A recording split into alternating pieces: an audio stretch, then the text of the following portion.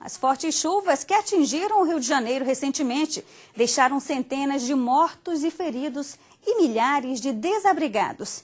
Imóveis, carros e empreendimentos comerciais também foram danificados ou ficaram totalmente destruídos. Será que é possível recorrer à justiça em casos como esse? A resposta você acompanha agora na reportagem de Mara Martinez.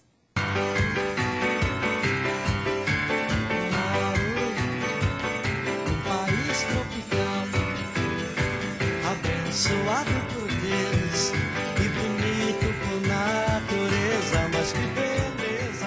Mas nem tudo é mar, sol e alegria. Quando o céu fica cinza em algumas cidades brasileiras, é sinal de apreensão para as populações que vivem em áreas consideradas de risco. E não é por acaso. As fortes chuvas que atingiram o Rio de Janeiro no início de abril deixaram mais de 200 mortos e feridos e milhares de desabrigados. O barranco, a barreira, caiu. A rua está perigosa, a rua está cedendo. Tem um bocado de gente lá que perdeu a casa, perdeu tudo. Aquela montanha veio se ajeitando, se aglomerando, estralando e foi se juntando e parou. Que eu olhei para cima, não acreditei. Tudo no chão, pessoas, corpos já caindo. Eu digo, meu Deus.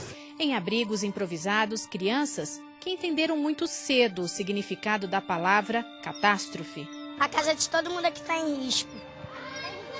A minha casa está o banheiro, a casa de todo mundo aqui está em risco. E não pode mais morar? Como é que é? Não pode, senão se a gente morar, quando chover de novo, vai vir um vento forte, aí vai derrubar a casa e vai todo mundo ficar soterrado debaixo da terra.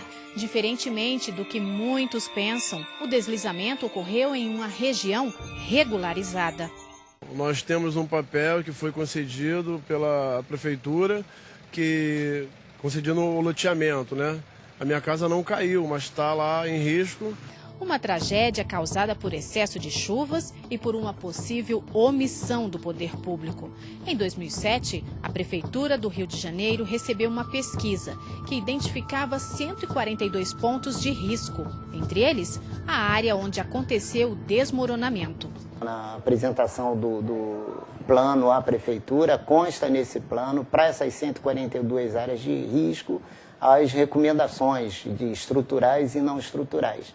Sendo aí as obras de engenharia, privilegiando as obras de baixo custo, conforme metodologia do Ministério das Cidades, e a não estruturais, que vão desde a instalação dos medidores de chuva até a orientação da comunidade com relação à disposição do lixo, né, e manutenção dessas galerias de drenagem. A gente não tem informação sobre a implementação do plano, né? Até hoje nós não fomos informados sobre nenhuma ação recomendada no plano que tenha sido implementada. Quando se fala em omissão, se está apontando uma ausência de ação do agente público nas ações preventivas que deveriam ter sido tomadas. Das enchentes do Rio de Janeiro, nós temos que entender que o poder público vem sendo omisso há quase 500 anos.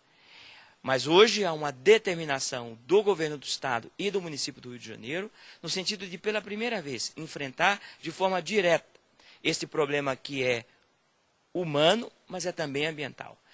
Nós não podemos aceitar, porque acredito que viola a dignidade da pessoa humana, que pessoas vivam em permanente contato com a desgraça natural.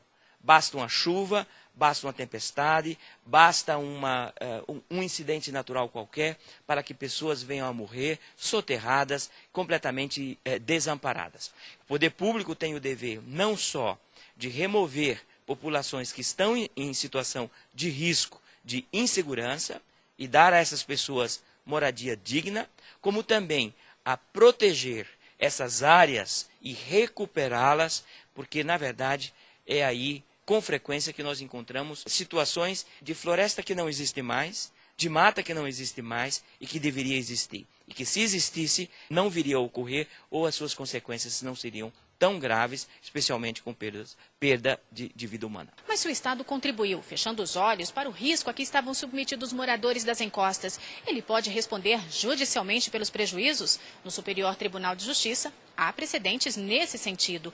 O município mineiro já foi condenado a indenizar uma mulher que perdeu o filho por causa de um buraco aberto pela chuva. De acordo com a decisão, o município foi responsável pela morte porque não isolou a área. Em Belo Horizonte, um casal também foi ressarcido por prejuízos causados pelas chuvas. As enchentes foram atribuídas à negligência da administração municipal. As vítimas que perderam familiares têm direito à indenização por danos morais e, no caso de dependentes, há direito também a uma pensão. Quem perdeu casa, imóveis, pode pleitear a reparação por danos materiais, mas é preciso provar a relação entre o dano sofrido e a ação ou omissão das autoridades responsáveis. Sugiro que junte esses documentos do dano, provando o dano em si, que você morava naquela região, as fotos, etc., notícias de jornal, tudo isso ajuda, porque esse processo vai ser julgado não agora, daqui a anos, e é bom refrescar sempre a memória do julgador, do juiz. Segundo ponto importante, é a prova da omissão específica da administração. Como é que eu provo isso? Relatórios técnicos, indicando que a administração deveria ter agido, que recebeu recomendações e nada fez. Outra maneira de provar, se a própria associação de moradores mandou correspondências, notificou, fez movimentos, pedindo intervenção do Estado nada fez. Isso também é uma prova razoável. No entanto, se o caso for considerado fortuito ou de força maior, o Estado não é responsável.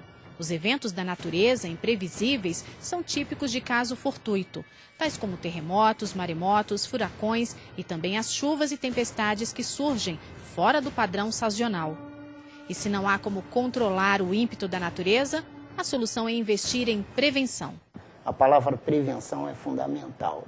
Então, as ações que têm que ser desenvolvidas, por exemplo, para o próximo verão, né, porque isso praticamente ocorre em todo o país, daí que precisaria uma mobilização grande dos setores, né, da gestão pública e da própria comunidade, de maneira para que, quando iniciarem as chuvas, a gente está com as condições de escoamento garantidas.